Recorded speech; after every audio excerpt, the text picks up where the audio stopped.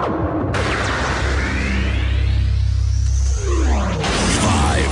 four, three, two, one, zero. Let's start the party. This station is now the ultimate power in the universe. Hey lovelies, thanks for joining us. We've got a bit of a technical one this end, but welcome to the panel show. Today's date is the 19th of December. The show you're about to listen to will have a panel between 5, 6, 10 people, but it won't be any more than 10. And we're going to be, the first segment is going to be a week in political news. The next segment is going to be a philosophy question placed by me. And the third segment will be anything goes. We might be drinking, so it may not be that intelligent, but I'm sure we'll compete with any other politicians out there. We're going to go straight in because Enoch's ducked out because he's feeling a bit lame today. Bless him. And we've got Enoch, as you can see on live on air. You can see Ed, you can see Fred, you can see Prometheus, you can see me, and you can see Scotty. And today, we're going to go over to Scotty. Scotty, what's caught your eyes in the news today?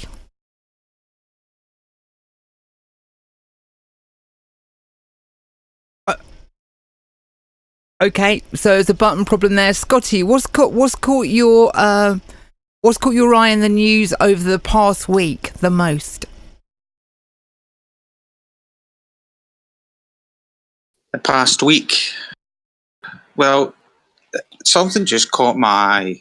It was last night in Australia, but it was the story about the company who has been doing Operation Mockingbird operations all over Europe on social media, and they're also trying to re-educate kids and indoctrinate kids in being pro-government, and this was all came from the British intelligence service.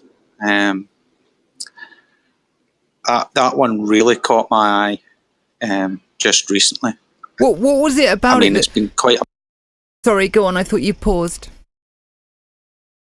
No, on you go. What was it about it that caught your eye particularly? Is it formatted for children? Is it is it PG friendly? Hi, Azuma Tommy. Hi, Jane. Is it user friendly, or is it, specifically targeted at children? What particularly riled you? Oh, no, this was just the children part of it was just talking about the program. It was on their website. If you give me a second, I can go and pull you up some stuff. No. I just thought, no, it's not a problem. Let's move on to something else. Let's see what else, because I know there's plenty going on in Canada today. Fred, what's on your mind today? What's been going on in Canada? Is Trudeau still the loose cannon he's always been? Oh, yeah, he's the loose cannon. Now he's mixing it up with China. They've just grabbed another Canadian over in China, which is not looking good. And poor Mr. Trudeau, he just doesn't want to upset the states and deal with it. Oh, yeah, it's like a lame duck president, isn't it? I've heard from that, actually, that the snatch by Canada is related to 5G. Have you heard the same thing your end, Fred? No, this is all over that big executive lady that they arrested. Yeah, so underneath there, if for people, let me say hello to people. WL, good evening, night and day, Trev Ellis, Noddy, Fluent CM, and Captain C. Kelt. What a great name. Hey guys, how you doing? I'll be drinking shortly, so don't worry, this will be super intelligent. Yeah, that lady that was snatched, because she had a bunch of passports, sort of James Bonding it up, as it were.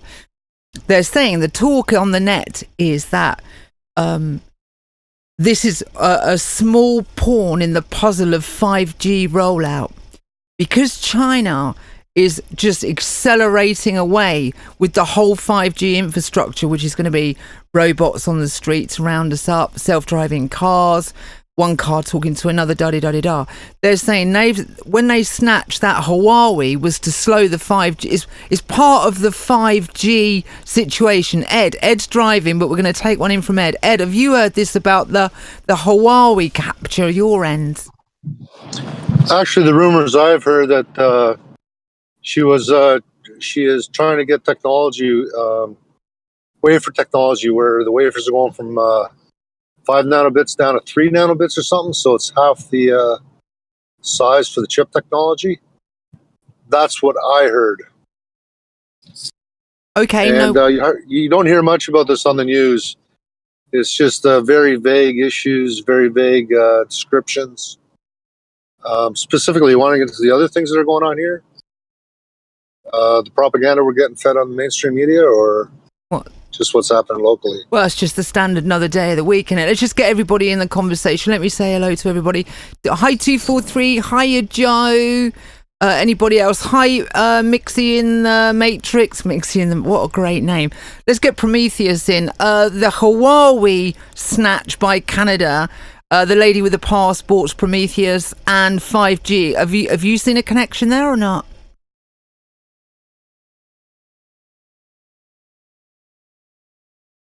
Oh, right, it's like that, is it? Okay, Enoch, your take, 5G and the lady that's been snatched.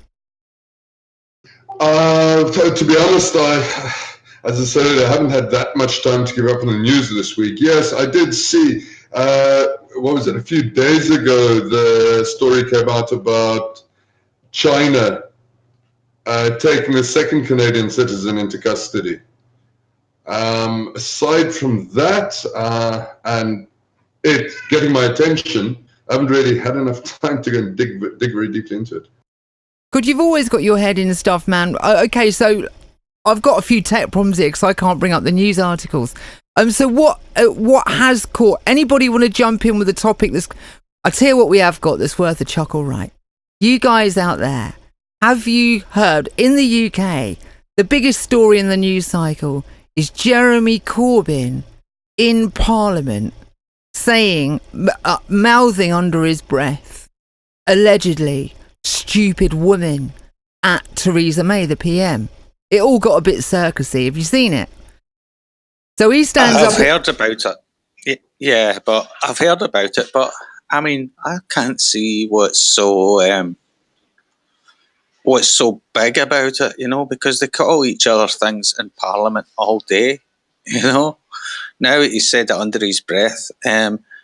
What the funny thing is for me, though, is the agenda, the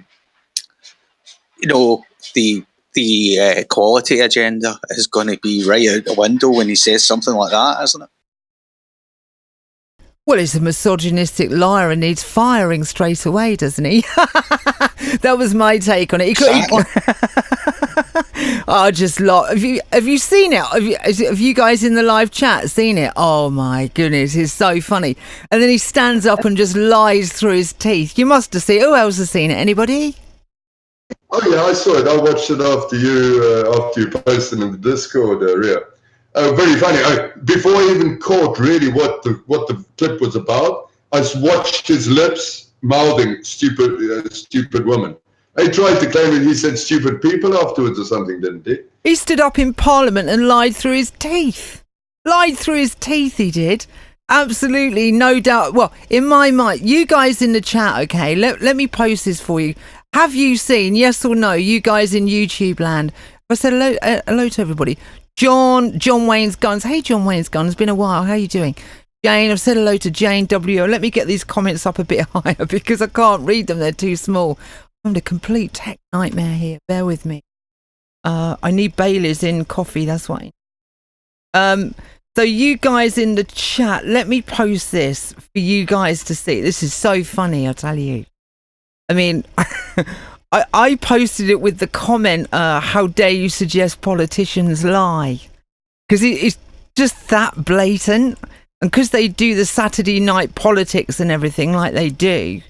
I've got it running in the background. Hold it a minute. Oh, I'm having I've got to move the thing on there. Which is just move. Oh, I can move that. Excellent. Right, so check this How many? clip out. How many drinks have you had, Ray? Mate, I'm trying to do... I can't bring up... I'm having a tech problem here. I can't bring up... Anyway, another story. You guys take a look at that link that I've put in there and you tell me your It's about thoughts. 45. Pardon? It's posted about 45 minutes ago on the main show channel. I've done it. It's in YouTube. Scotty? I mean the link for us in Discord. You completely lost me. I've just posted the link. What's going on? Oh, no, this is like a slow motion car crash, isn't it? I've just posted the Jeremy Corbyn comment post onto the YouTube chat.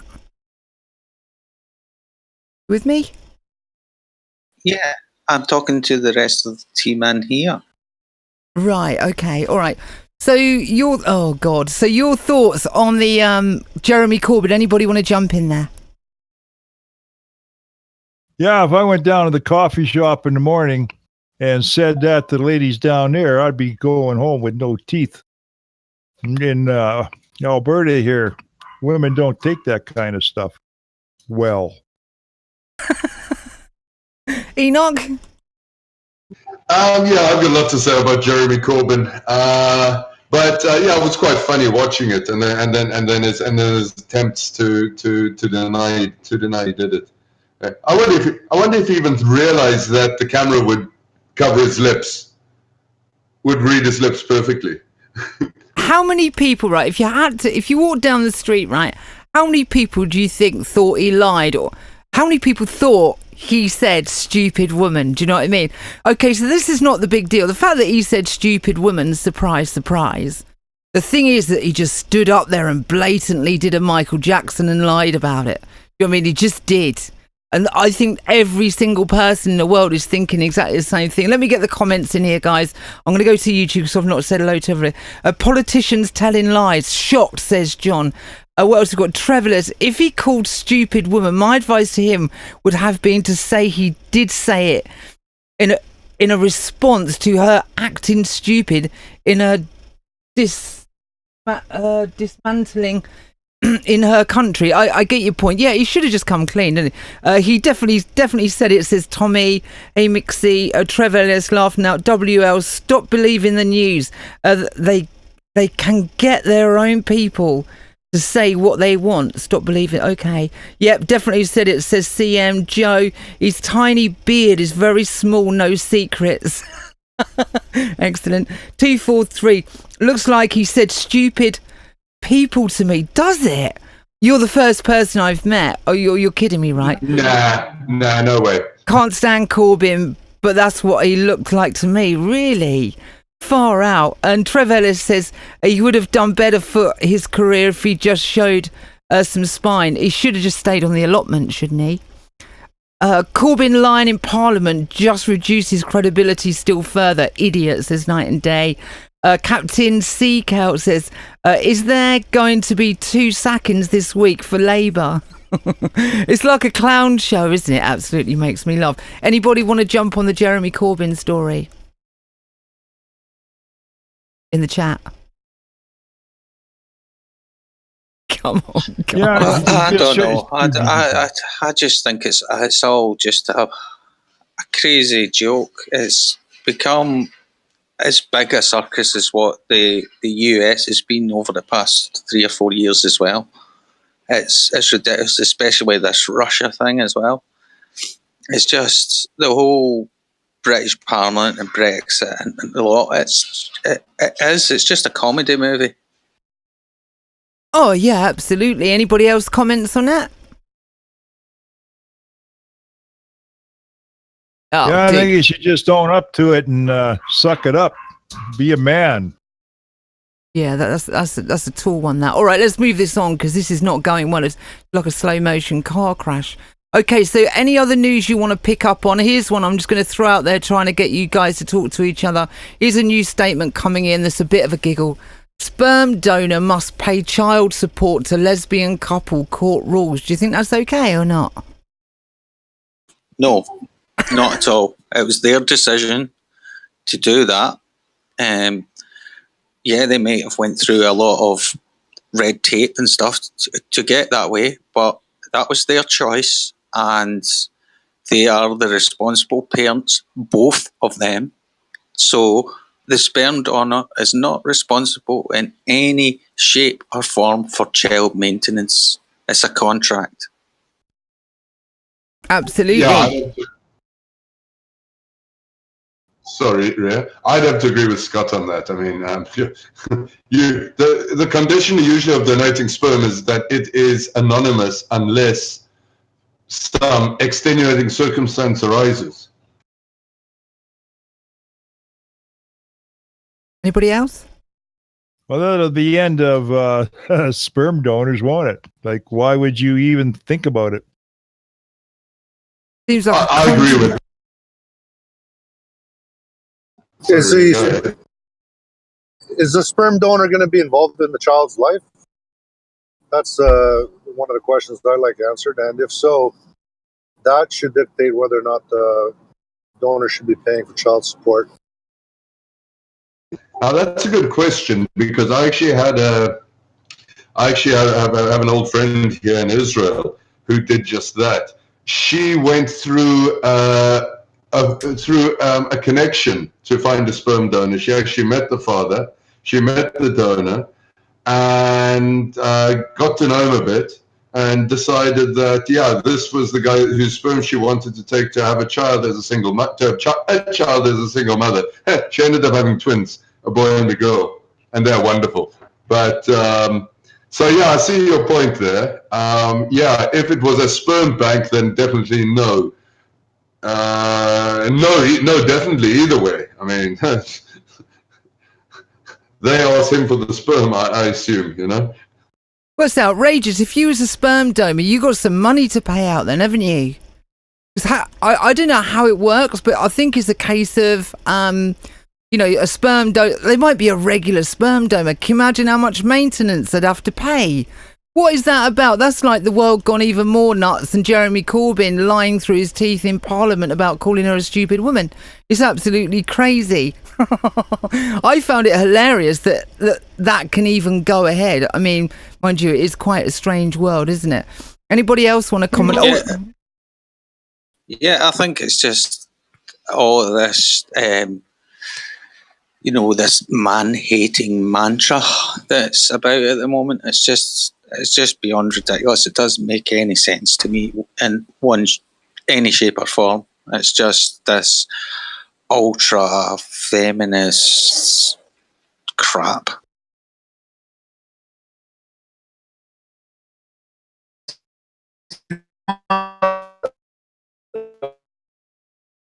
Oh, we've lost Ed. Ed, we've lost you, darling. Sweetie, you've gone. Andrew, would you like to chip in here? I'll take that as a no then. LearnShare, how are you doing? Excellent. This is like a car crash. I'm sorry, guys, on YouTube. This isn't going very well. Let's pick up on a big general topic, shall we? Right. Rhea, can I jump back in there, please? It's Ed. Yeah, go on then. So if you look at what's happened to men over the last 20 to 25 years with all this left-leaning crap coming out, destroying the family unit, I got no problem with giving women's rights, but if you look 40, 50 years ago, if the women stayed home, take care of the kids, the husband was able to work one job, maybe 1.5 jobs. You have reasonable life, well-adjusted, well-disciplined, well-fed kids. None of the issues we're seeing these days. This is all the leftist agenda that's come to the West. It's infiltrated us slowly, and this is just another one of the pages out of the Communist Manifesto showing its ugly head. Can I come in there? Yay. Yeah. What I was going to that is the whole purpose of this has been to get the mothers dependent on the state. What do? You break up the family, you take the family away from the father. The natural state is the father is the provider for the family. When you break up the families, the mother and the children become dependent on the state. And what happens when you depend on the state? The people have no free will, have no choice. The state controls them absolutely. Definitely. And this is a pattern that's taken place over time, sending their men off to war, women being left with the responsibility. Pardon my four-legged alarm system. My home team just came in, speaking of family, and trying to keep it as true as I can. But yeah, I've been observing this pattern, and you can trace it back and see where, when, and how. It is ugly, but we're here to reclaim these truths. Well, can I say something? I think this is done on by design, because if you go through the law of one and creation is made up with two energies, which is the male and the female energy, which together create a child. So what they've been doing is to separate women and the father, for example, and they divide us to conquer, to take over everything from us. So effectively, the contributions from women were always seen as secondary. I mean, like with a lower profile contribution to the family unit. So what they're doing is slowly over decades preventing women to be at the same level as the male. And of course, if the provider is not able to do his work and have a happy family unit, then you have potentially a bomb where you can control the outcome of what they want to achieve. And I think what they want to achieve is slowly to let us think we are dependent of the state on both sides, because when you separate children and mothers, in fact, you destroy creation, you destroy the future.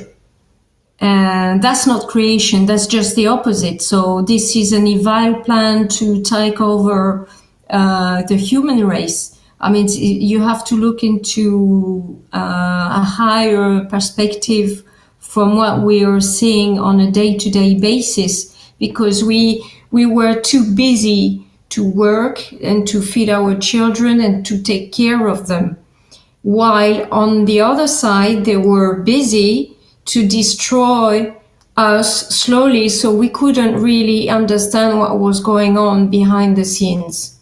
That's my opinion, and I think we are just seeing this before our eyes, but we just didn't realize the full scale of the plan.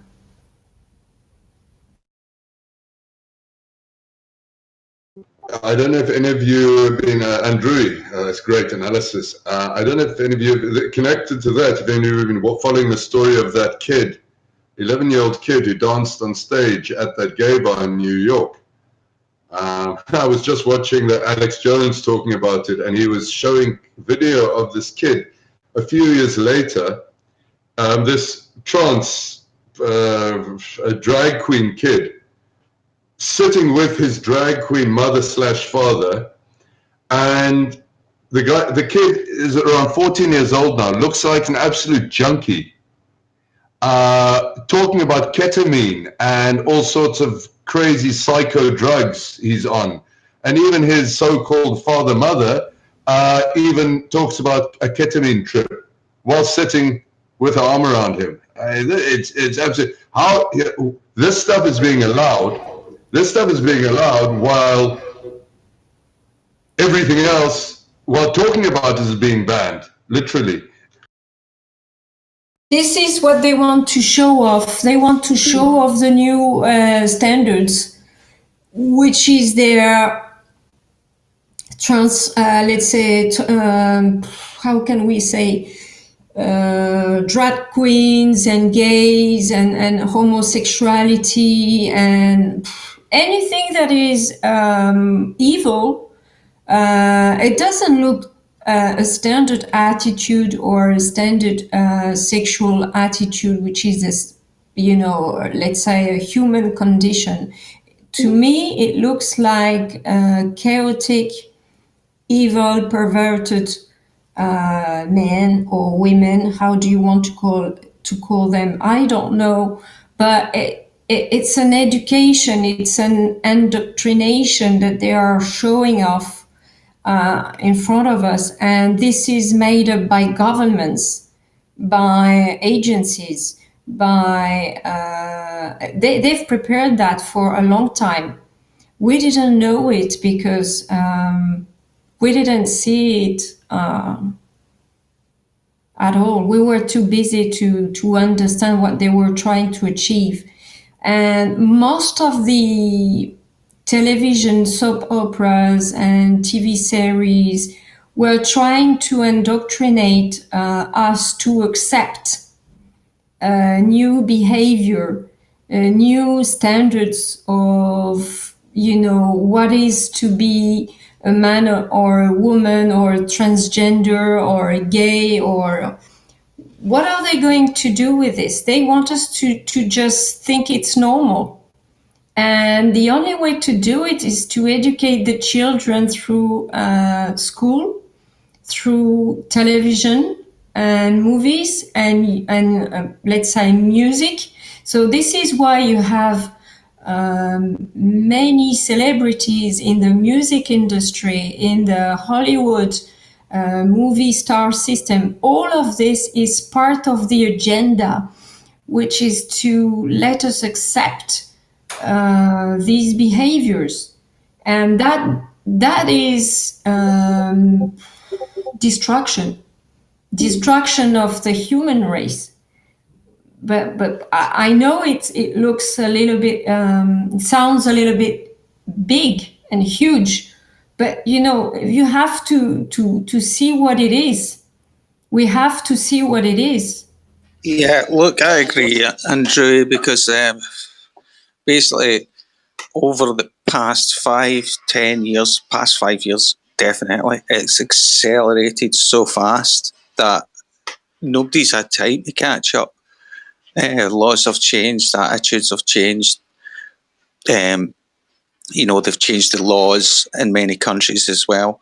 And by that time, folk are still in the flow of, this is great, this is something that should have happened long ago, but they're pushing so much more stuff in a surreptitious, underhanded or subconscious way that nobody's realising. And then by the time they've realised, it's kind of too late. It's like, how do we reverse this without us being in a position where we are somehow regarded as bigots in some way? And it's not, you kind of go, no, this is not bigotry, this is facts. And your community is being infiltrated and turning people that weren't normally against your lifestyles against you, and also you are alienating. It's alienating you. It's giving your community a bad name, and it's bringing out radicals in your community. And if your goal was just to be treated equally, the same as everyone else, then why is this war on normality happening? Sorry, you said the war on? Normality. Normality. Or equilibrium,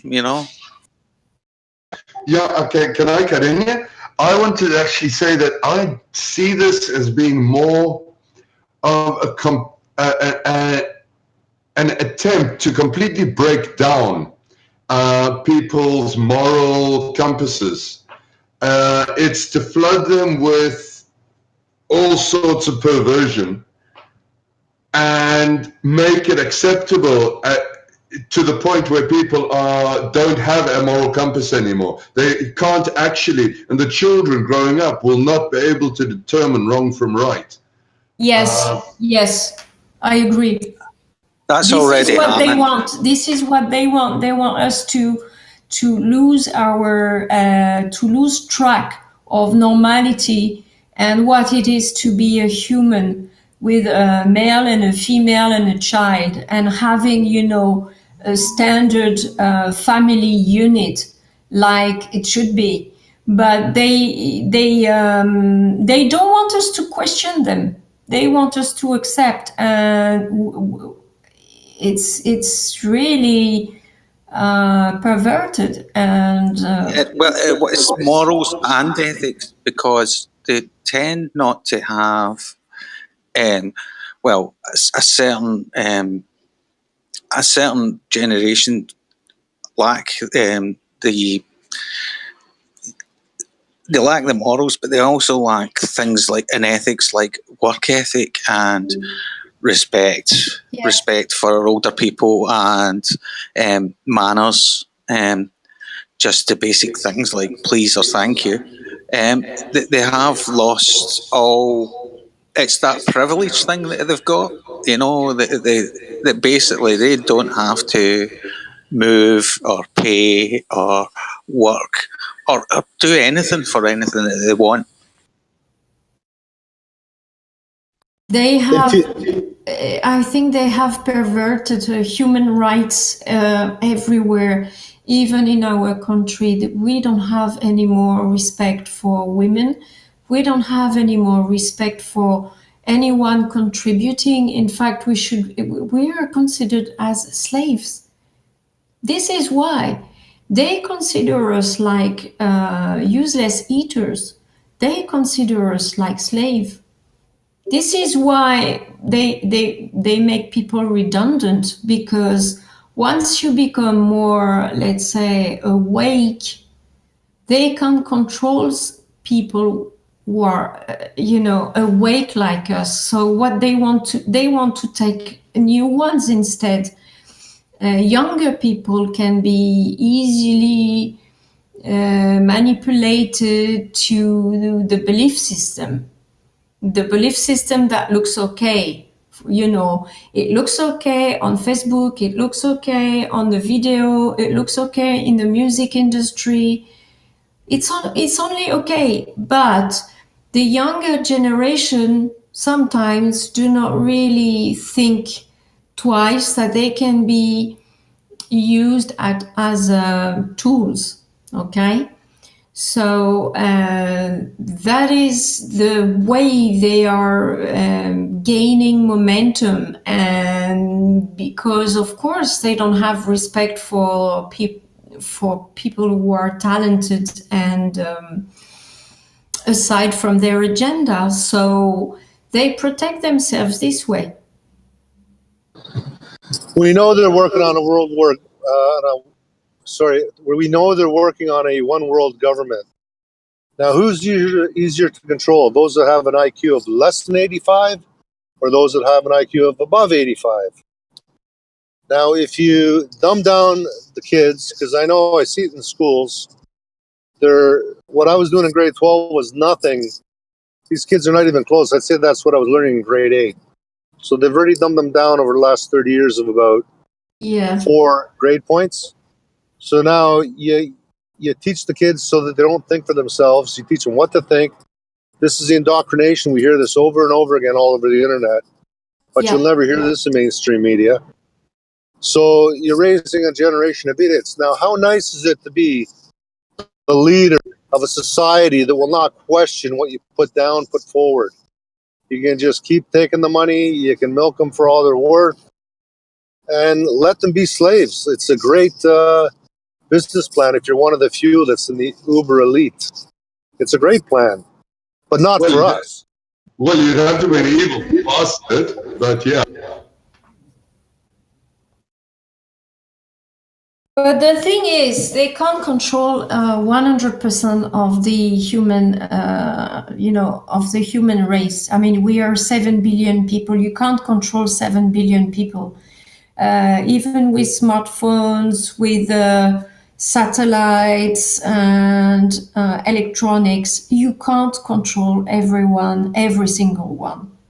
It's impossible. Okay. And you know what they do?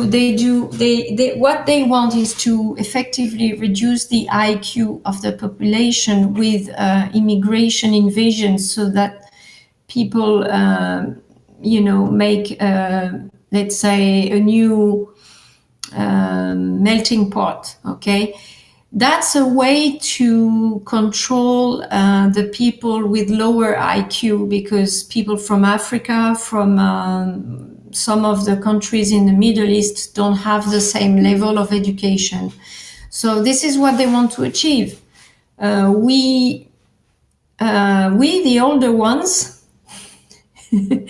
or pensioners, I'm not a pensioner anyway, but can contribute to wake up the ones who are seeing all this. But that's not easy. That's not easy. But they've done a good job by confusing the younger generation with the same recipes of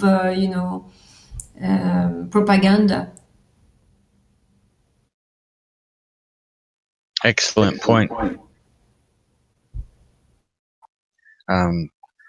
Raising my son in this day and time has not been easy at all, but I didn't expect it to. But one thing, my wife and I working together, she's woman enough to allow me to be man enough to be sole provider, for her to be a good mom, go to the schools, take part in it. And we have had to teach our son at home and prepare him to navigate through the school system.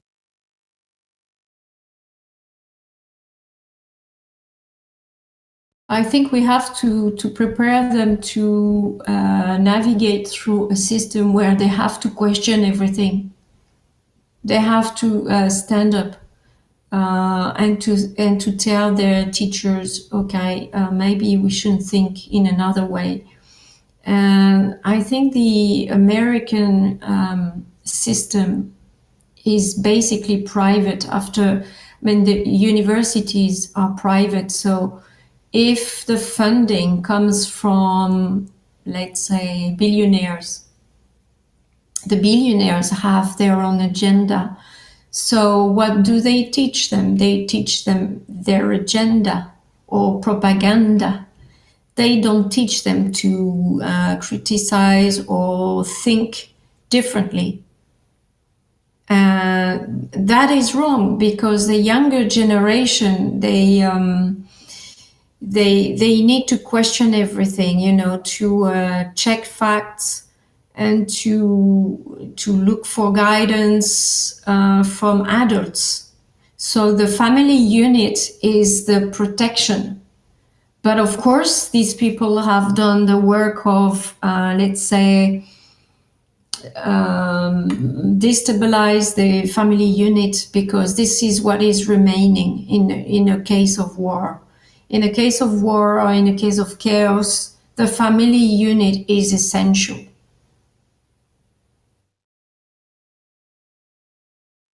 Yes, and keep good company. Get to know your neighbors. Yeah. Become neighborly. Yeah. We have to do the work to help, as you said, neighbors criticizing in a positive way. Does that look, does it look normal? Is it okay or not okay? And I think now in France, people are realizing everywhere the education system, the teachers, civil servants, we are questioning everything. We are realizing that there are things that are going on which don't really fit. to a standard that we used to have here. It doesn't. There's nothing for everyone. I mean, what's in it for us? Nothing. This is why the yellow vests are taking more momentum, because everybody's losing in that kind of new world order agenda. It's a one world government made up by elite pedophiles who are perverted. There's nothing for us in it. It's all for them. And it's up to us to take our power back and to let them know we don't agree with their perverted attitudes and the misuse of children. And children are precious. They are the future generations. So the elderly and the children, they are most precious people that we should be taking care of. The education system, basically what they've done over the years is took more and more power away from teachers and lecturers, whether it be in school or in colleges, to the point that if something goes on in a class, they really can't intervene in any, kind of real actionable way like teachers would maybe 20 or 30 years ago. Over here in Australia, about more than 10 years ago, I was at college and it was night school and it was for a trade.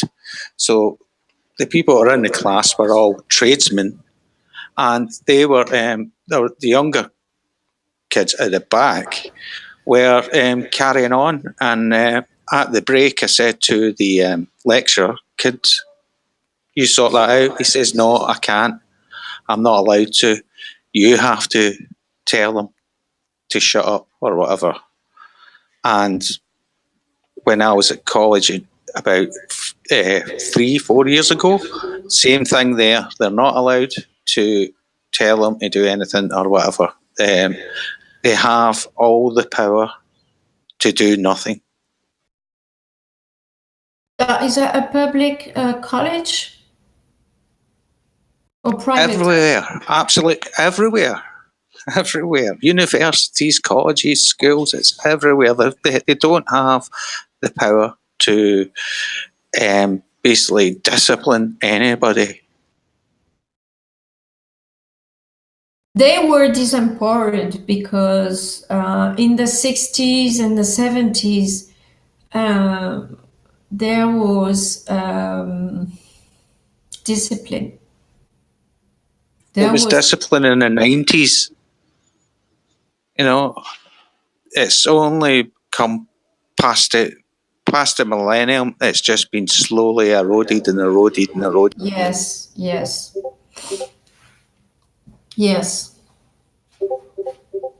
I think it's all a matter of trusting the education system, and it comes down to political figures. Lead by example. So if the leader doesn't show any good example of being impeccable, what do you expect from what's going on below? As above, so below. So if above is perverted, the people below would be potentially perverted. And you have a lot of weak people who are, let's say, easily influenced. Come back home and close their eyes and put blinders. Okay, very easy to put blinders because they want to keep their job. Okay, so this is the way they perverted the overall structure of the society.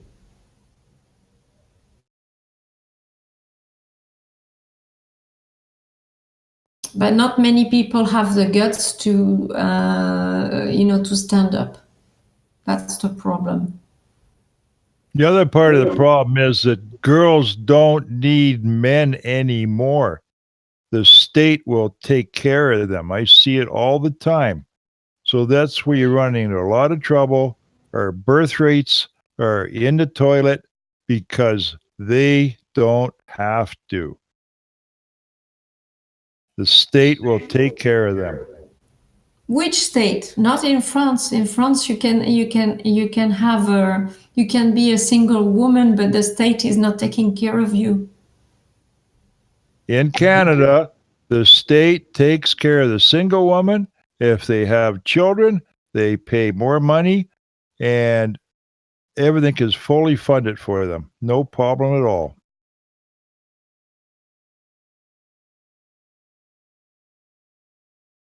I think the way to see it is to it's all coming down to make people lose power, whether women or men. If we are divided, we can't get in to succeed in any way. So it's the time to take our power back and to let them know we don't want their agenda, and we want equality. We want real education.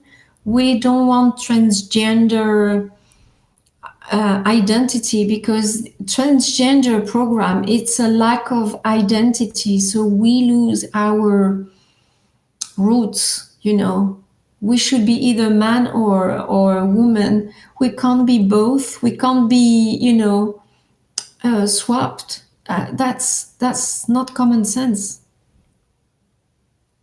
Yeah, I know, but you're forgetting one big thing.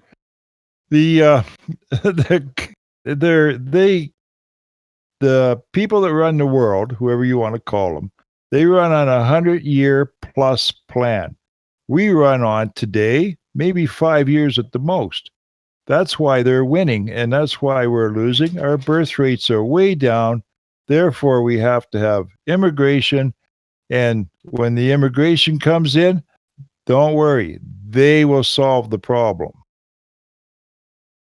The plan, okay, they succeeded previously over the plans because they've done it over and over again. But I don't think they will succeed this time, because the difference is that there are more people awake on the planet everywhere at the same time. There are differences, there are cultural differences, but everybody's aware. And now we have electronics, and a lot of people know exactly what was the plan, the UN plan, the New World Order. And I think they're going to lose because we are far more in numbers. That is something that they are scared of. We are far in numbers. There are very few. The world leaders, and overall there are 300 people. And if you include all these bloodlines, probably maybe 300,000 maximum. But we're 7 billion. 7 billion people. It's huge. The system of control that they have is collapsing.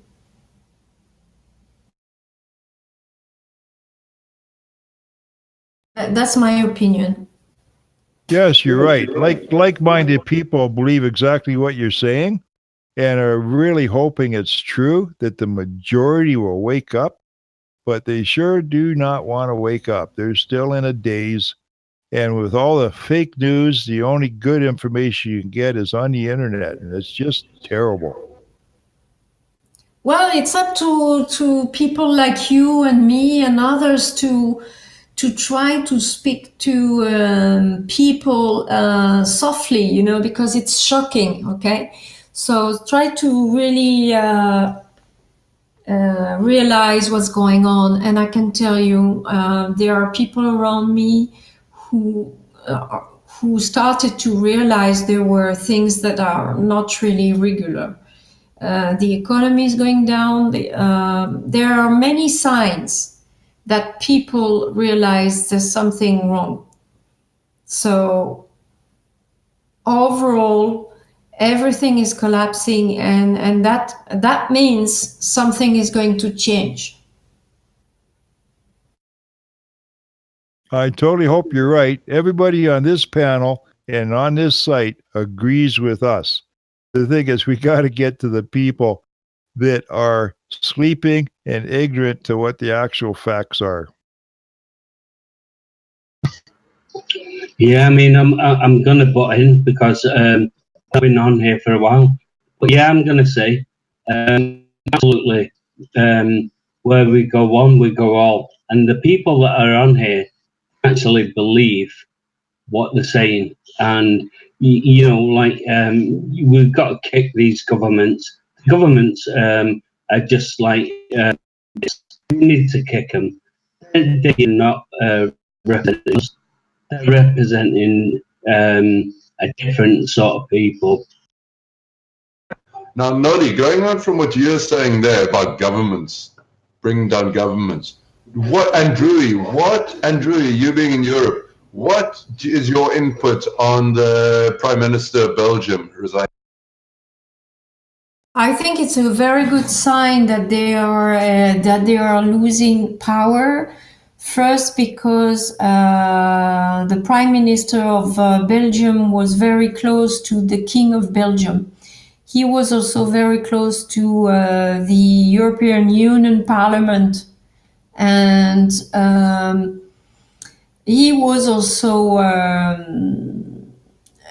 in contact with the UK and France. And you know, in UK it's very difficult also, but in France Macron has been trying to keep up since his election, which is a fraud, and he can't, because the generals, most of the generals are now awake to the dark agenda, and they don't want to disappear from the planet. Okay, we don't want to disappear with the invasion of immigrants and lawlessness. We want human rights back. We want the economy back.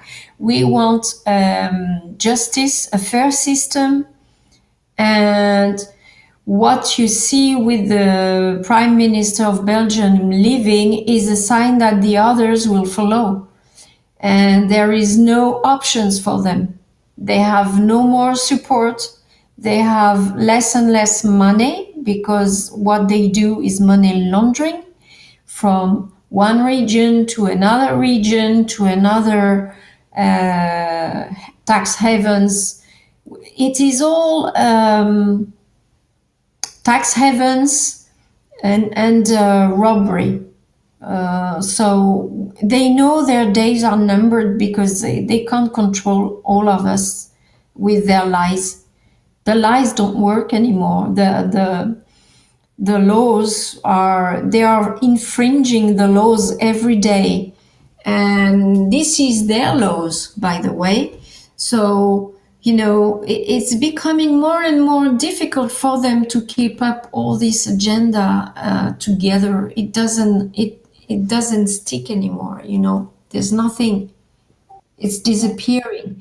And remember also that with the child trafficking, the executive orders from Trump, the Paris Accord, the withdrawal from the UN, and NATO will not be supported anymore. The budget from the United States will not be supported anymore.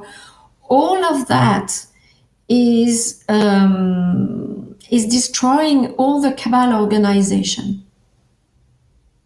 And they know it. And the Brexit is going to happen. And after Brexit, all the others will fall down, because there's nothing. There's nothing anymore. Austria is also against the UN compact. Other Eastern countries like Hungary and Slovakia and many other countries are coming up to the front saying, no, we can't keep up the European Union the way it is. It's just point blank obvious.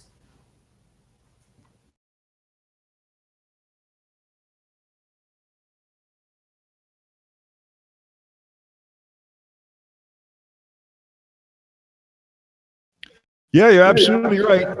No question about it. But you still got to remember how many immigrants are coming out of Africa, and Canada is the number 2 pick now. It used to be USA is number 1, Canada is next, and we're fully on board with the UN. So you can pretty much kiss Canada goodbye.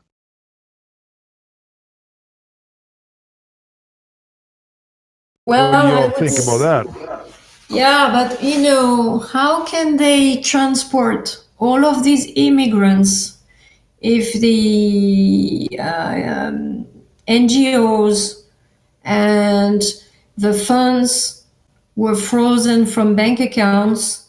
Can you imagine you can send immigrants and shipments to Canada and to the US and to Europe? No, you can't carry on, with these ships without the funds. They don't have the funds, and I think down the road they don't have the structures anymore to carry on their agenda. That's part of the problem. They're lying to us. They're not telling us the truth. It's almost impossible to find out the truth. This immigrant thing has been going on for 20 years. And when they decide to move, they'll just get all the cattle lining ships out and they'll just come over, and there's nothing you can do about it, especially when they get here. Yeah, but when you get the money frozen from bank accounts with the new GCR and the new quantum financial system, you can't.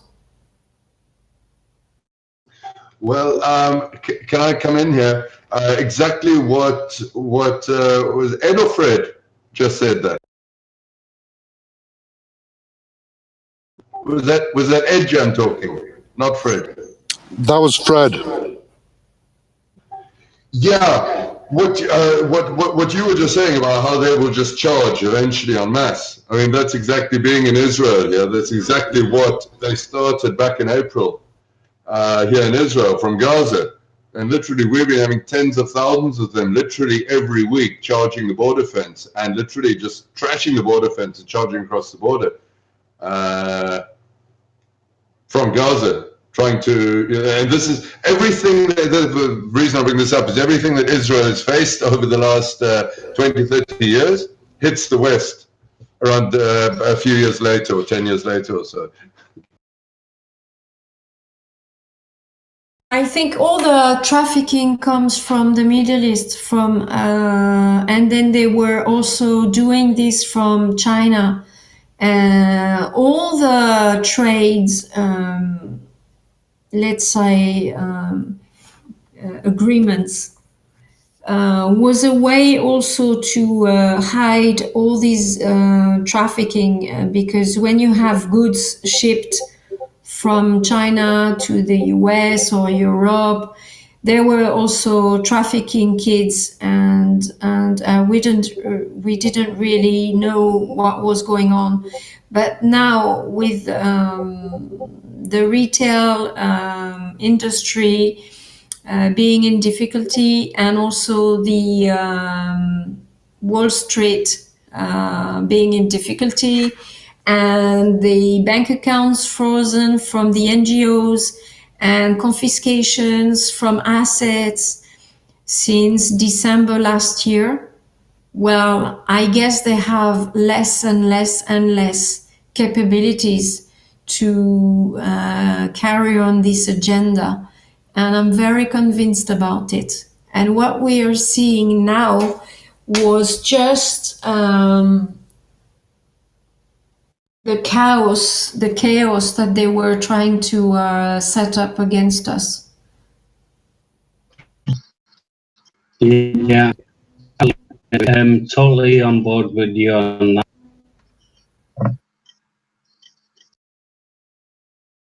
Yeah, I wish you were right. I really, really do.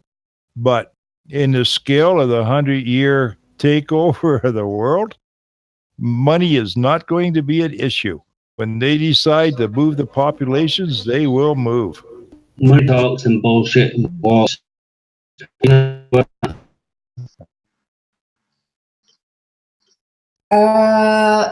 They could carry on with money, with cash, okay, but it will not be possible for them to cash with the old Federal Reserve banknote. You look at the Federal Reserve, there's no money in the Federal Reserve to back up all the credit that's going on. But now the credit default swaps, the default, the CDS and the CDOs, they are just going to crash down. And in reality, it has to crash down because it was based on fake fiat currency, and there was nothing behind it. There was no gold or no assets. And in reality, I think you need to be clear in your mind that these assets were the kids, the human race. The collateral were the children and human race. This is why they were using these new system, this new CDS and CDOs, derivatives from the banks. It's really evil. Just to think about it is just. That's why they turned around and our money is not worth anything. It's all. I want to take this. Sorry, no. I want to take this to the next level. Talking about controlling us, I have actually seen what I'm 99% sure was a genuine document, a projection of U.S. demographics and economics from a few years ago. It showed in something like 2017 that population and all the other various statistics about the U.S. There was 370 million in the U.S. The figure that struck my eye in the 2025 projection was the population was down to around 65 million. It's all about world depopulation. When the elite finally take control of everything, and they have control of everything, they won't need 7 billion people serving them, providing them with resources. They'll need a much smaller number of people. So the whole goal, I believe, is depopulation. They are driving the world into chaos where eventually they're destroying the basic reproductive cycles of the human race, the reproductive instincts. I wouldn't say that at all. I'd say Middle East countries and South African countries are having the 3.8 kids per family, if not higher. But the difference is you got a lot of inbreeding in some of the Islamic countries. It's quite common amongst that part of the world. Would you rather have someone that will listen and obey than someone that's smart enough to think for themselves? Well, this I think is part of the invasion. It is to create, and European politicians, European leaders have stated this openly on air, that the goal is that actually asks for European women, encouraging European women to interbreed with the Muslim and North African invaders. It's a fact. It's out there. It's to create a single grey race on Earth, and it ties in with what you were talking about earlier about the lower IQ. Yes. If they can breed all the races of the Earth into one homogeneous race, it's going to be a lot lower IQ than what Europe and Asia, China, are currently today. This is their main goal. Well, China's got their population under control. And there's a lot of wealth out in China, but they don't go around flaunting it. They don't export any gold whatsoever. They're keeping it all in-house. They're buying up all kinds of reserves. They're playing with the numbers as far as the economies go. They can turn their economy around on a dime if they want to. And they're extremely nationalistic. And if you look at the family unit of the Chinese, the kids always take care of the parents. They have not gone that route. So who's going to take over the world? I don't think it's going to be Islam. I think it's going to be China.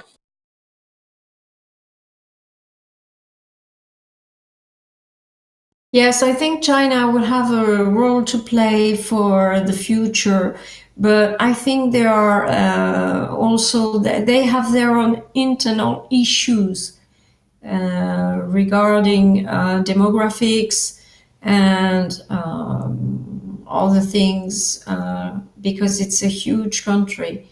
Regarding the Muslim, they will have to look into themselves because they created much chaos in the region, in the Middle East. So I don't know how it's going to let's say calm down a little. It will take some time, I think.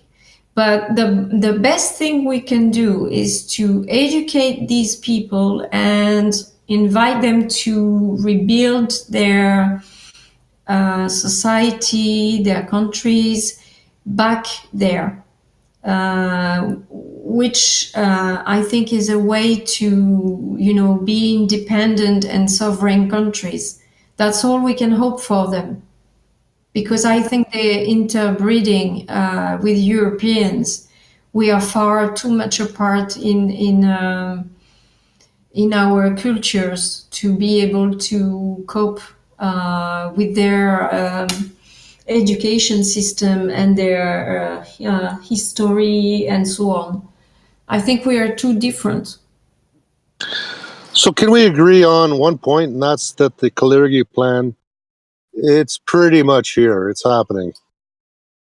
And it was... the only problem I have with the Kalergi plan is all the anti-Semitic conspiracy theories tied to it. I have looked at it. The guy Kalergi, he was something like half Japanese, and he might have had some Jewish blood in him or something. But I think Kalergi was pretty. The Kalergi plan is pretty spot on of what's happening right now. I think they mixed up all these bad ideas together. Sorry for laughing, but I think they were mixing up all the bad ideas together to put a plan, and it took them probably, 100 years and a little bit more. And they used also technologies to eradicate us, slowly but surely, so we didn't realize what was going on. But I think now the best way to, to take our power back is to be confident that people are waking up. Everybody is waking up in a different way. Some people will be waking up about their communities, about medicine. Others will be waking up about work environment. Others about education. Because this plan was so huge, I think everybody will see the plan differently. But the best thing to do is to take power back and to work legally and try to say, no, we don't want your plans. Well, see, this is one of the main problems that we have at the moment. You said they did things slowly. Well, yeah, exactly. They've been taking baby steps for a long time, decades, centuries, millennia. And we have to face the reality that this isn't going to be a thing that we just eradicate in a short space of time. There's so many connections. The web is big, and this thing isn't just going to be over in a couple of months or a year or two. And they're going to do everything they can to fight back, which includes money. If they crash markets and put places into depression, we know Soros, that's his job. He just shorts countries out and destroys countries. So it's not going to be a thing that's going to be done in the short term. And as far as getting people awake, what's happening in France is certainly a giant step. But that's the thing. We have to look at it. It's not a giant step. It's just a baby step, because we can't take giant steps. We have to do it under their system, which unfortunately means we have to do it slow, with red tape and all the rest of it, unless something big comes out and the people revolt. I think I agree, but on the other side, you have the law, which the executive order from last year, December, I think it was the 21st. So we are now reaching a full year scale where Trump mandated 470 prosecutors to work on this plan.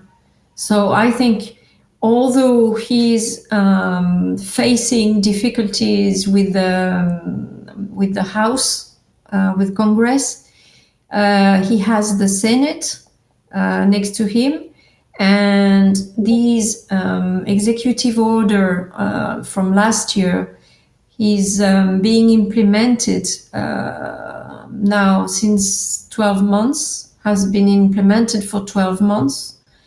And it's transnational, of course. So these people are now resigning, being indicted. So it means big corporations. It means, Prime Minister of Belgium. It could be others in France. It could be others in the UK. Today, we don't know all these names because it's still sealed. We are going to discover, I think, in January, the scale of the numbers and the names of those who were, indicted with these Clinton foundations and all the money which goes with it. And once you take the top, the head, everything will fall down, everything. And I think it was all part of the mechanism. It's like a Ponzi scheme, If you take the head, everything else fall down. It's just we are not seeing it yet. We're just getting glimpses of the overall issue. But of course, it's gigantic work. I see it in the opposite direction. I see us being the base of the pyramid. If you don't have a base, you don't have a foundation, then the top can't stay up. And I think this time it's more to do with the people than ever before, because it's like the French Revolution times a million. It's got to be all over the world, and it's got to be. If you want this thing quick, it has to be the people that break the base of the pyramid, and the top will fall. Yeah. With help from the likes of people like Trump, but you have seen how long it's took. We don't even have a FISA memo yet. It's nothing's came out. It's slow. We know things are happening, but everybody's getting a bit impatient. They want to see a bit of action. And once that starts happening, then hopefully that gets more people thinking the same way. As soon as people start coming out and getting charged, then that snowball starts. And can't wait for that to happen. But we need to see these things before we can. I think before we go to the next stage, you know what I mean? Yeah. Before the next level, we have to see some solid governmental, through the courts, justice first. I Yeah, want to but you say, see, it was sealed because they needed to reach the whole extensions of all these corporations and assets and NGOs and whatever was in the between these structures. That would be ports, that would be people, that would be a lot of organizations. So it means it is still ongoing. Okay, it takes more than a year, maybe 2 years, maybe another 3 months. Okay, but what's going to happen if you have an empty house in the parliament? What is going to happen when you have a corporation without the head? You have basically a structure that is weakened, plus you have a structure without assets if it's been confiscated. But most of the assets were exchanging from one hand to another hand, which means that Trump was taking over holdings. And you know what he was saying about funding the wall and everything? It's all about confiscation of assets. Assets could be corporations. And therefore, it can change the way the corporation is working. Of course, it's a huge task, of course. And everybody who is on their way will be prosecuted if they still carry on money laundering or trafficking, whatever the type of trafficking they were doing, they can still sue them and arrest them. So I think we don't see the full scale today because the mainstream media won't never talk about it, will not disclose anything. It's up to us to report what we see going on, what we see, for example, protests and so on. But behind the scenes, there are other things that we don't see that are not reported. So we should be confident that the full scale he's been working on is going to be validated next year with the tribunals. I just want to interrupt you for a second and say welcome to Nan. She was waiting for a while to get in here. And Nan, what do you think of all? Good evening, all. Sorry, I was very late getting back tonight. I'm just catching up there with the conversation. Yes, I think a very good rundown there on the situation at the moment. I think it's very precarious at this minute in time. I think the elite plan has escalated in that they're now trying to close down, censor any opposition, which I think is very, very serious.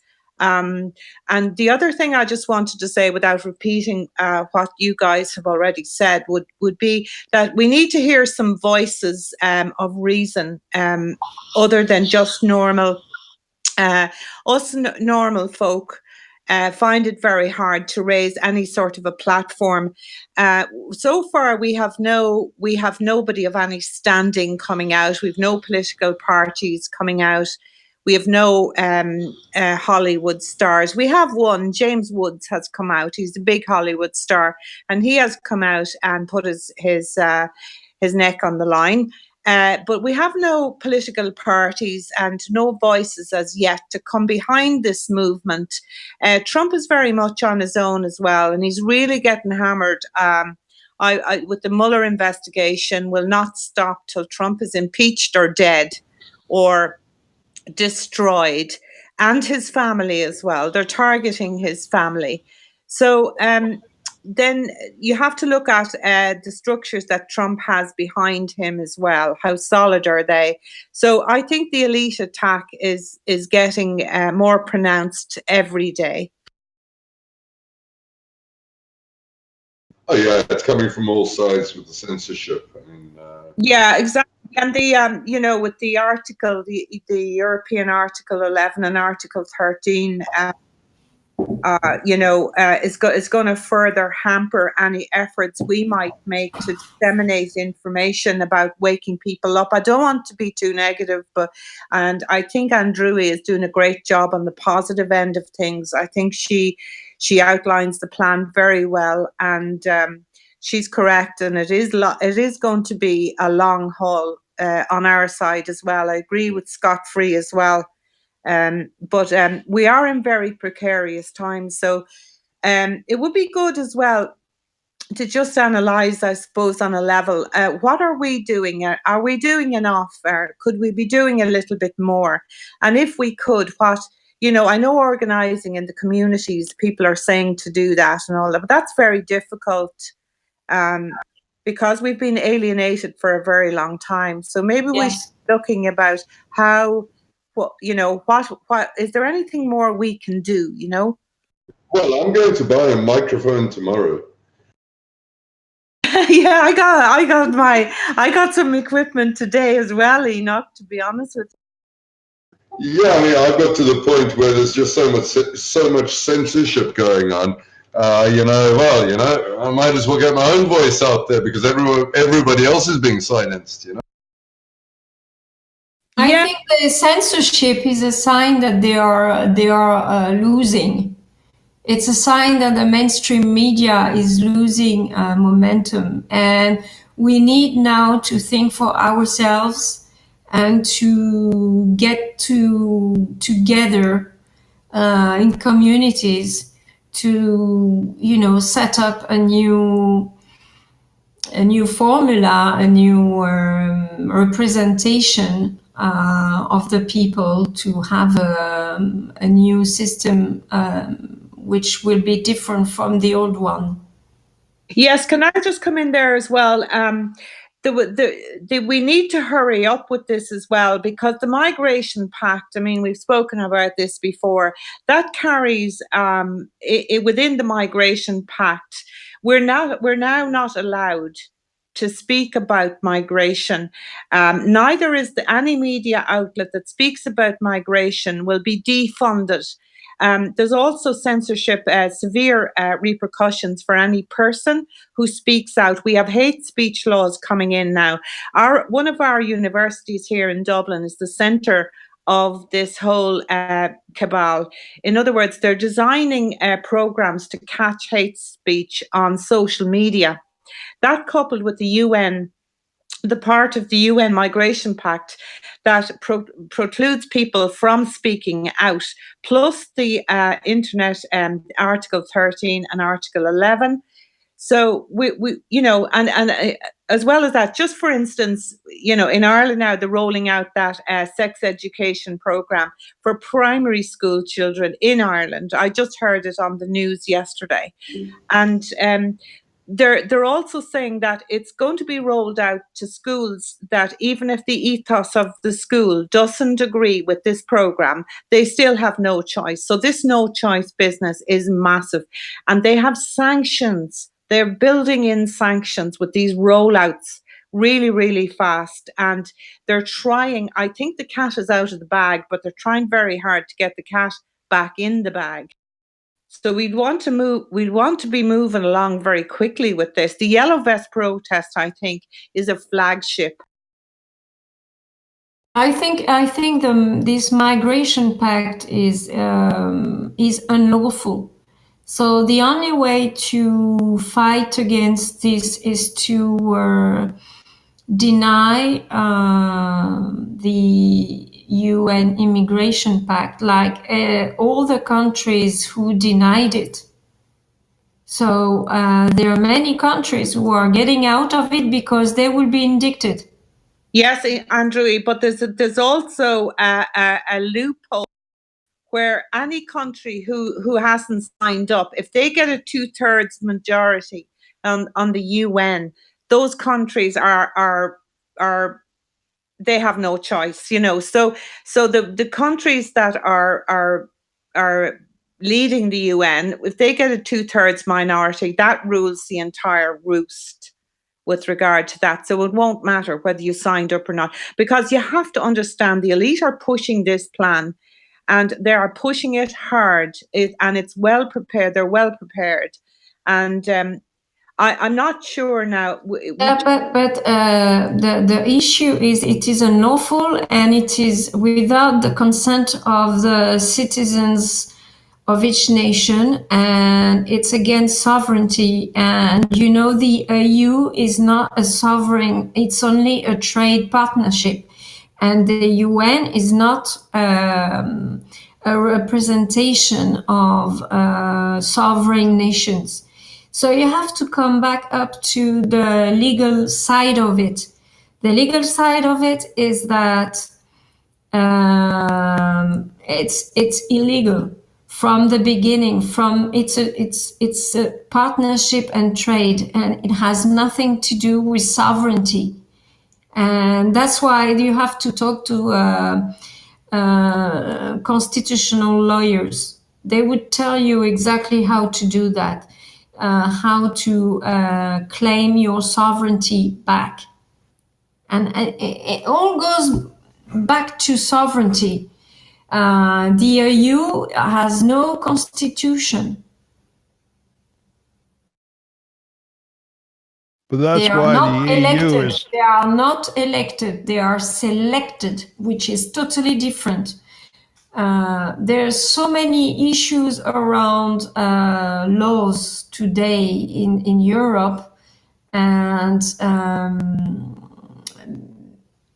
that's why Theresa May is in a really deep difficulty. And to be, I'm sure good guys will catch up clearly that it's impossible without the consent of Ireland, of your citizens, or whether it is Ireland in itself or whether it is the UK. You can't do that. This is just impossible. And what about Canada, Fred? What was happening in Canada regarding the well, I don't know what's happening, but in Canada they have to no, Fred's well in Canada. To ask the citizens. No. I'm sorry. I mean, I wish you were right. What they do is they suspend it.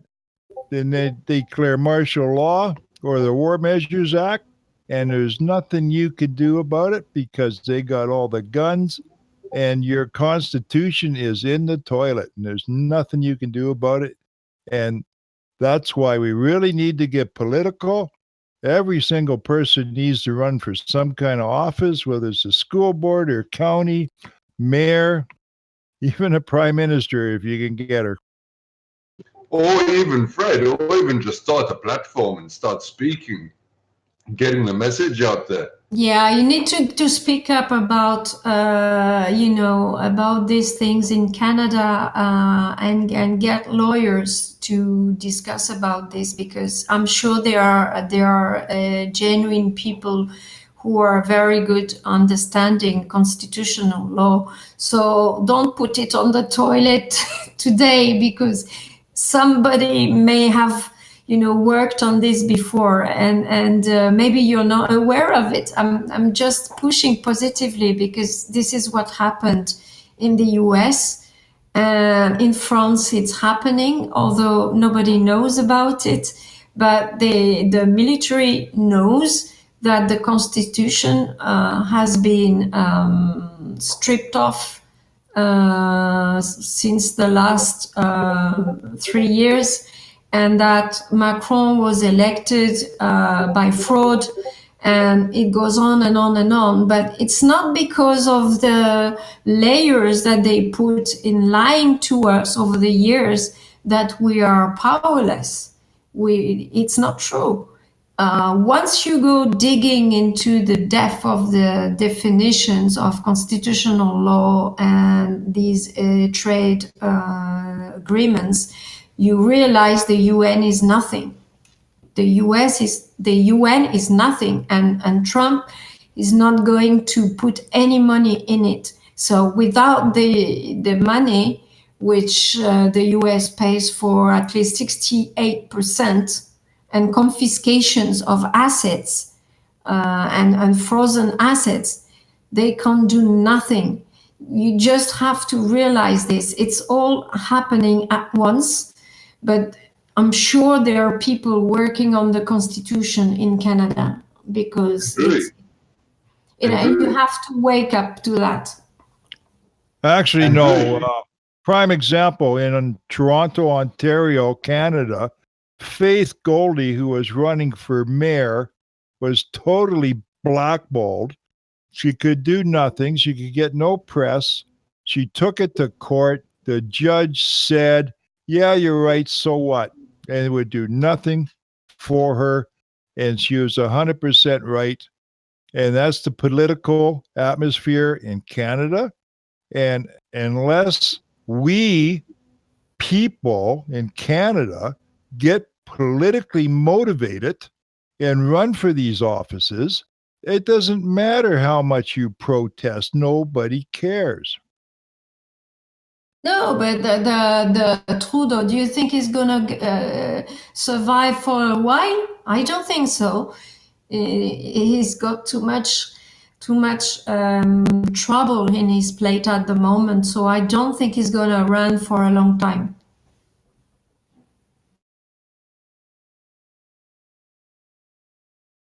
Yeah, the thing is, his handlers, if they no longer care or they lose interest in him and they pick somebody else that will fool the people, they'll back that person and kick him out. The question is what's actually going to change seriously? But the overall network is going to collapse. They are working in groups and networks which are part of the crime syndicate. But once you take them all at once, what's going to happen? You need to take power back. Okay, and who is actually going to take the power back? You're going to put more politicians in that get lied to and lie to the people? You don't need politicians. Then they're not in the political realm at all, and then you have utter chaos and rape and pillage in the streets. You take people who are like, we have people in France who are ready to take power back. Those are people from the legal side, the army, people from the economy. Many good people who are aware that there are things to change are getting prepared. It's just then that the right timing comes in to arrest all these cabal members. And once all of these cabal members are arrested, taken away, the overall network is outdated. So then the new staffing, like you and I and others, with ideas, with constitutional law, we can come back and talk to people. You don't need politicians to do so, because politicians are weak. They're just paid for liars. I know, but you watch Yellow Vest protests in France on YouTube and stuff on the different feeds, and lo and behold, there's United Nations vehicles running around and everything else. So, like I said, if you guys don't get politically motivated, you can protest until the cows come home.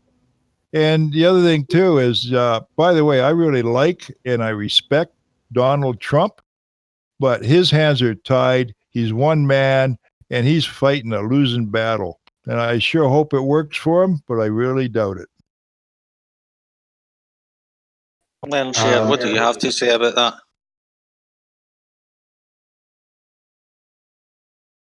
Oh, not much. I'm just glad to hear people speaking common sense.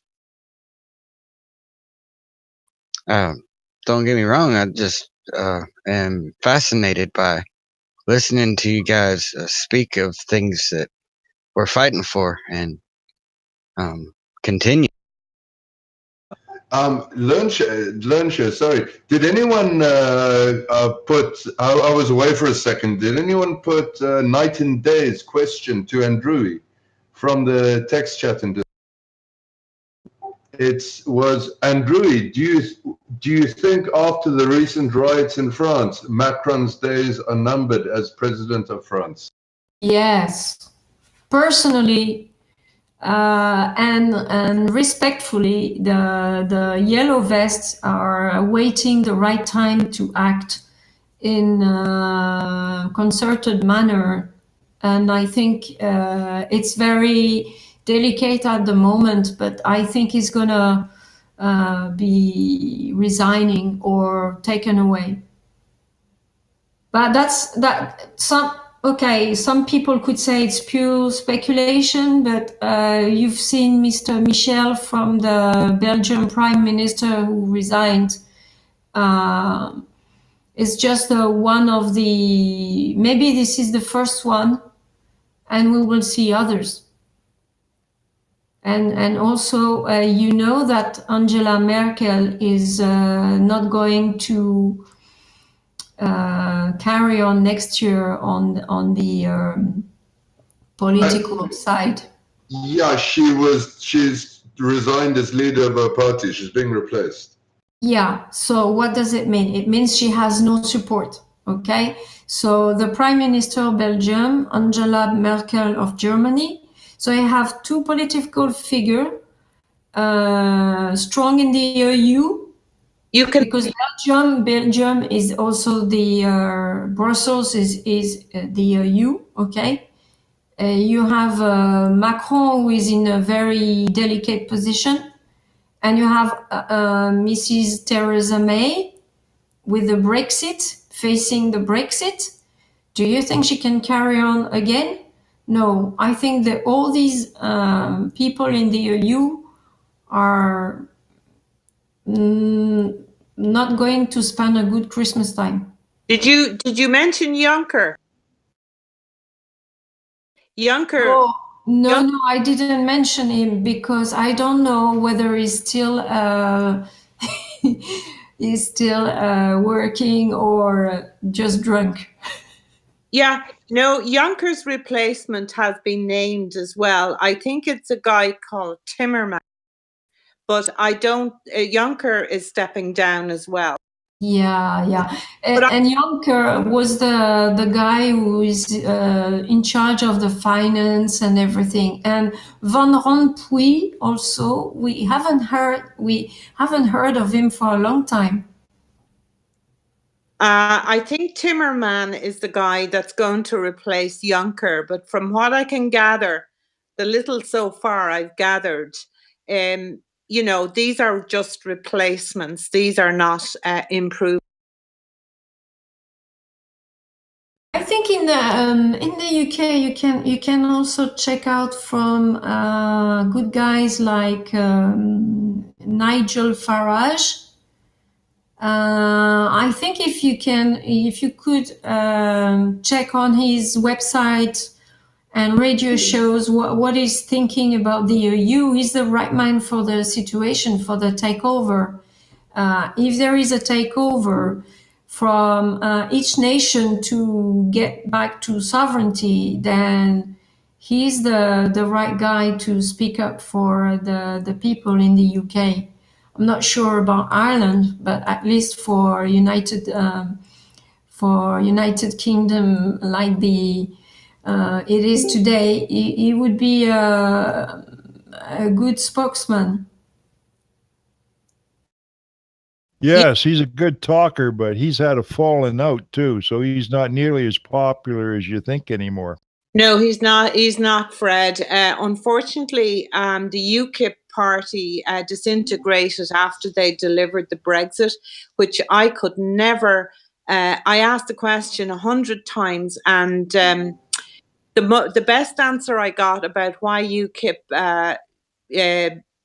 basically broke up after the Brexit, when Farage led the charge there, was that UKIP were nothing but an opposition party designed for one purpose, and that was to deliver Brexit or to champion Brexit.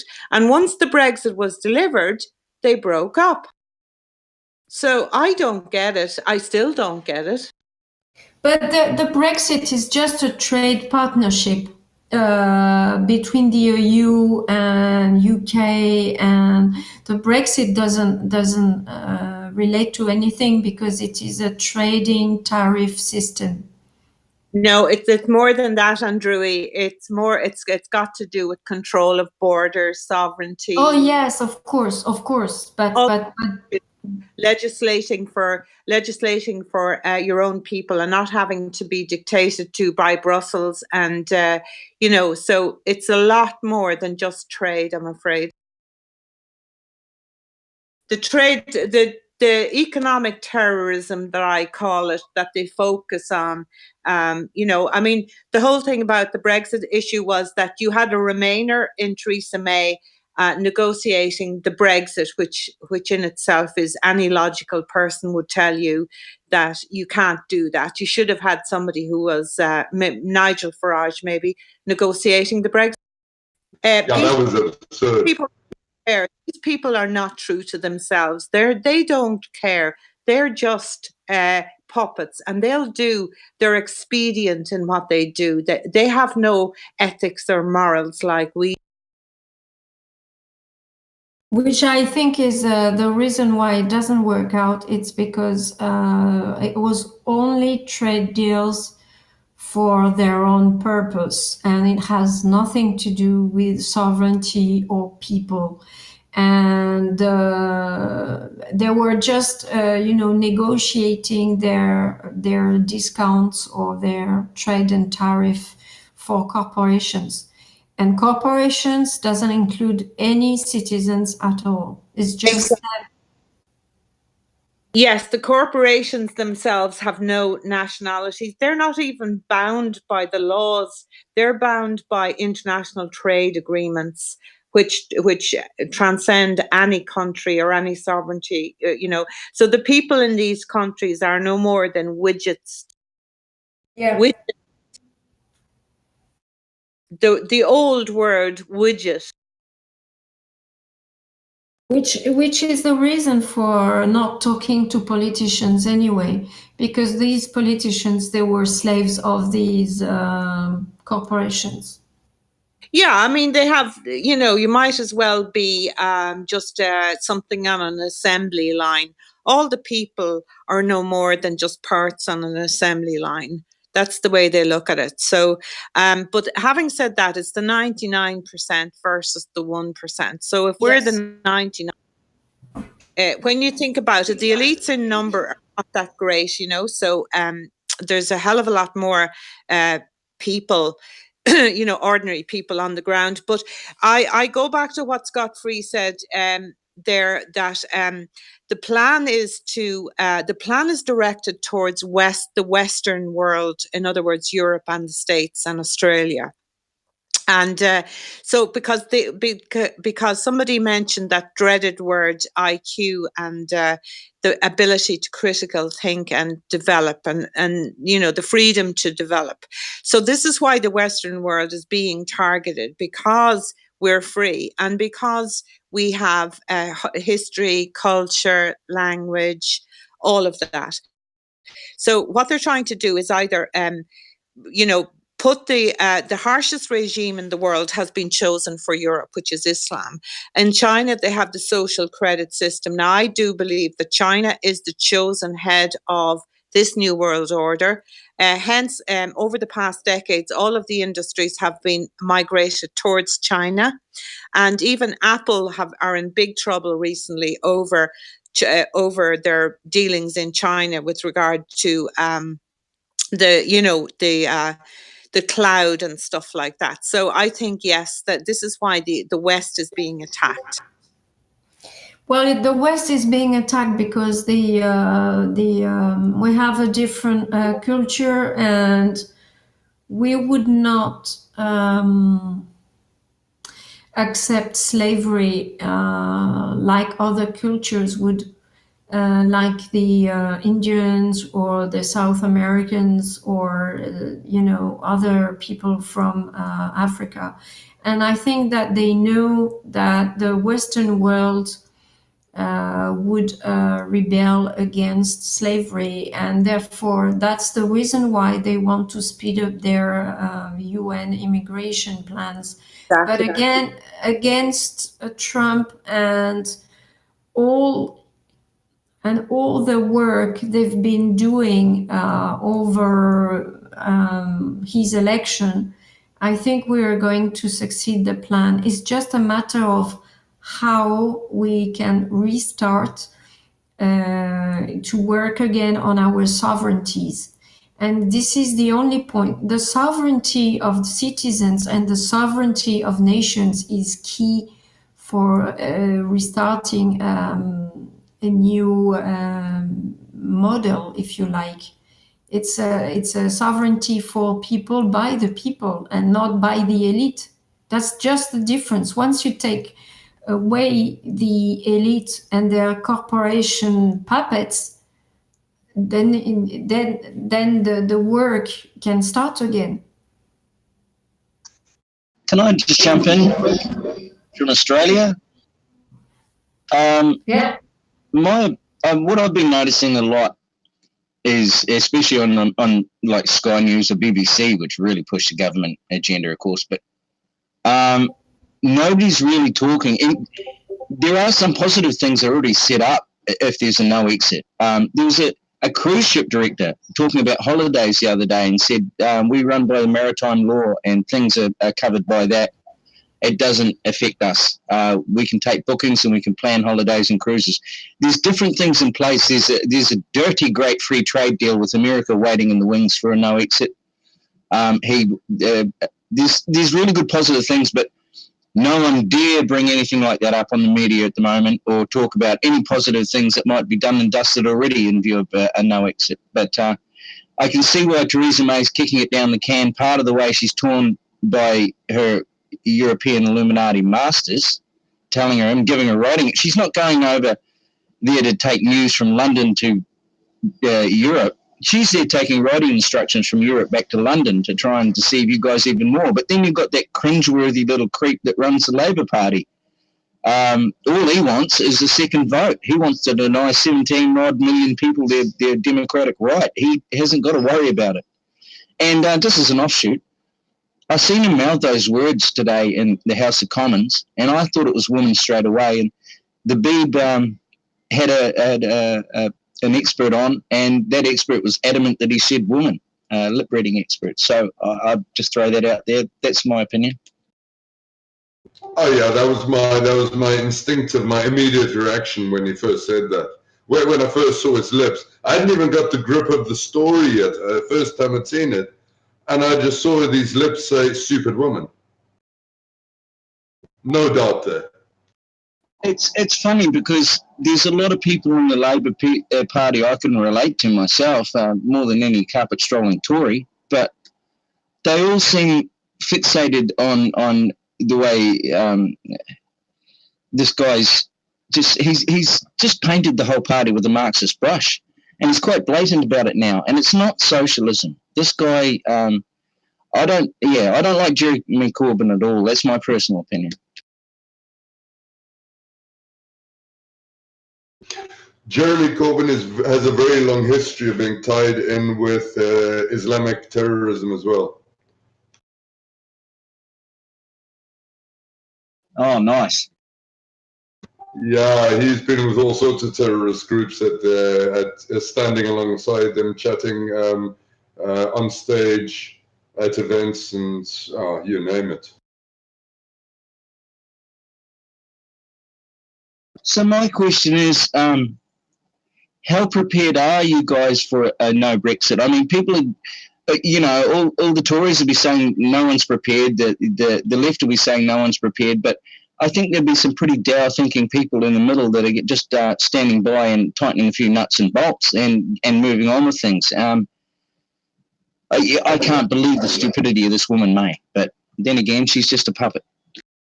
Look, what happens to all the people working in Europe, the Brits living and working in Europe, if a no Brexit deal happens? If 29th of March, Britain leaves without a deal, what happens to all the people who are doing business and working in Europe, or even living in Europe for work?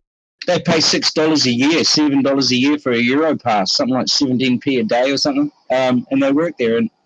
And the European people living in Britain apply for basically a pass, not like a permanent resident, but something akin to that. Not a visa either.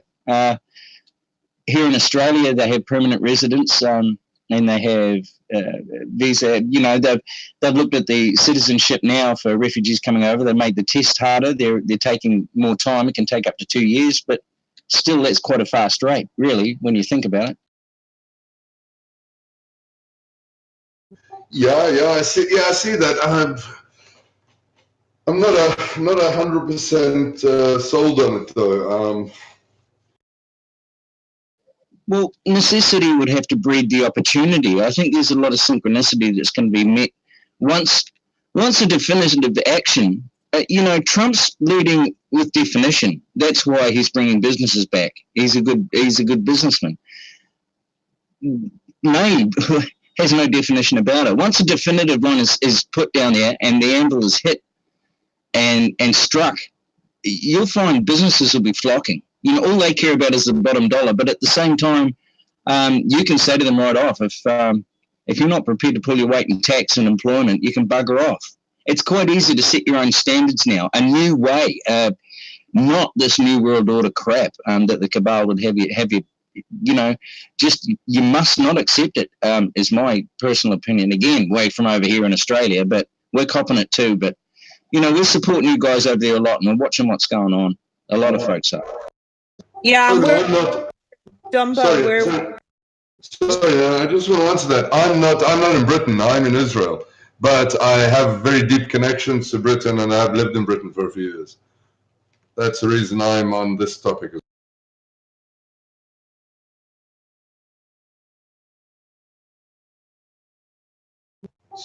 Carry on.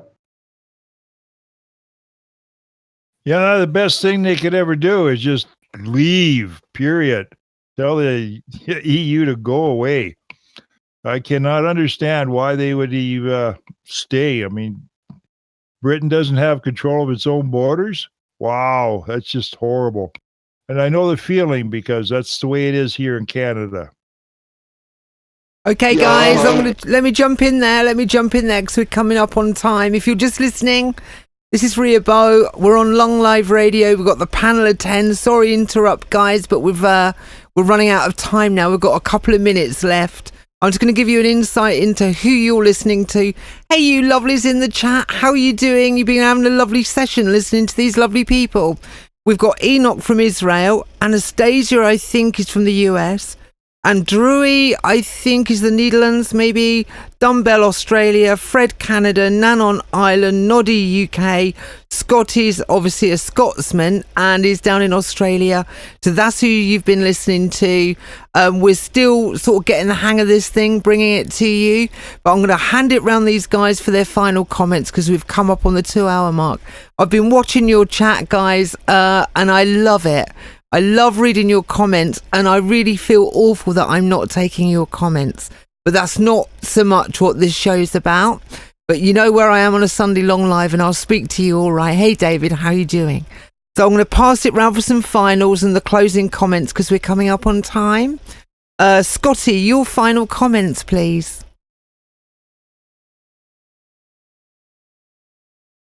Oh, well, it's pretty obvious that I think that action is required. That's I think that's what everybody's feeling, that we need some action, because we know how difficult the job is ahead, and the quicker it happens, the more we can move as a wave to back it all up and educate people. Okay, there's Scotty, and let's go back up. Noddy, your comments, please.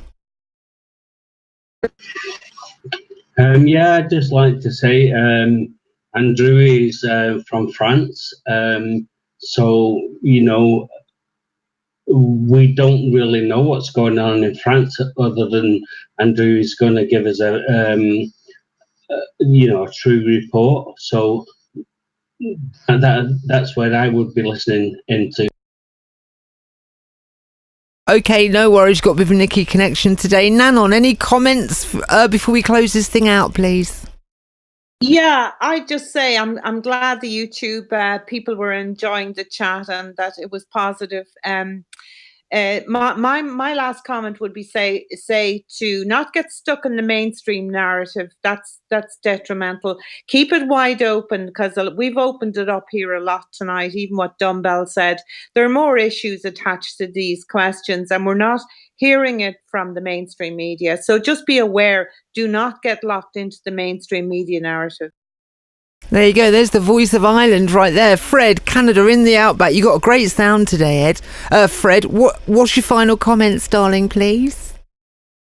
Yes, take back your country. Control your borders. There's nothing wrong with immigration as long as it's the immigration you want. Thank you. Nice comment. Dumbbell, final comments, please. Oh, I arrived a bit late. Bugger. I just think everybody, Canada's getting slammed, Britain's getting slammed. Just keep your chin up. I mean, it seems really optimistic to say, but we are in a good stage of this, and you guys are getting flack at the moment, but just hold fast, because really big market things are happening if you look along a 2-year time scale, and good things are happening. Positivity coming from Australia there. Enoch, final comments, please.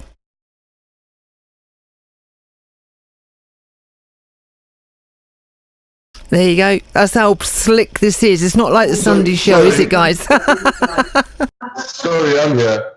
I just wanted to bring up something Andrew brought up earlier about how this oppression goes in 100-year cycles or so.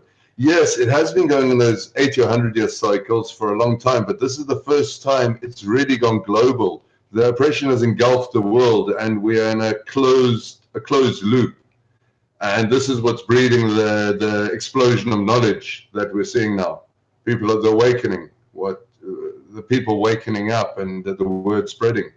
There's nowhere really left for people to run. There you go, guys. Right, there you go. That's the panel show. We're here every Wednesday, 9 p.m. GMT, 4 p.m. Eastern Standard US. I hope you enjoyed it. I'm just going to close down the chat. There they go. And so I hope you enjoyed it. Let me say hello to some of you people in the chat there, because I really miss saying hello to you. Chelsea, David, Mandy, Captain, Jeff. Who else we got? LCB. Who else we got? Chelsea, Mandy. Hey, my darlings, I hope you enjoyed the show. There's some people just hustling it up together. Oh, let me turn the output down. Oh, I'm just going to turn the output down there a little bit. That was roaring in there. It moves around when I've got a big panel on. I hope you enjoyed it. And you know where I am on Sunday. Sunday Long Live Radio starts at 10 a.m. GMT. All the times are there on the screen. I hope you have a lovely day. Panel shows are on Wednesday. You'll catch me on American Nook Radio, on GCN Live Network, 8 p.m. GMT, 2 till 4 Central American time. And you know where we are, Sunday Long Live, right? So I'll catch you up there. You have a lovely day, and we'll see you another day, right? Love and peace always. And thank you, a special thank you to Stuart, who helped support with a donation. Well, he's going to support us monthly, which really helps, I've got to say. So thank you, Stuart, if you listen to this on Rewind. See you soon, guys. Love and peace always. Bye-bye.